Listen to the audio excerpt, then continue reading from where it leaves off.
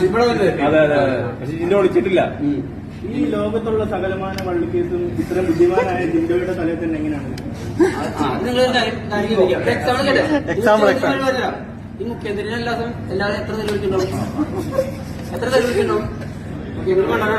മുഖ്യമന്ത്രി എത്ര തെളിവിക്കണം? ലാലെണ്ണ എത്ര തെളിവിക്കണം?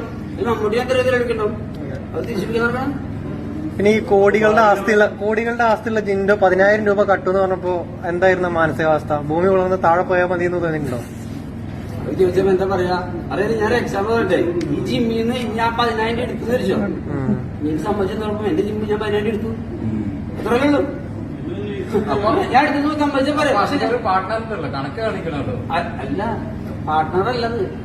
ഞാൻ ജിമ്മ് നടത്താൻ കൊടുത്തതാണ് എന്റെ പണിക്കാര്. ഇത്രേ ഉള്ളൂ. അതുകൊണ്ട് എന്റെ പാർട്ട്ണറല്ല. അവർക്കൂടെ ഒരു കാശും ചെലവില്ല.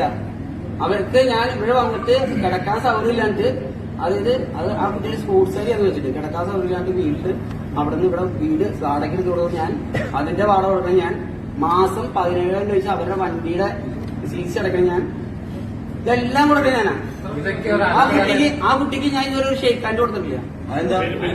ഇതുവരെ കൊടുത്തിട്ടില്ല. ആ വഴി പറയണേ.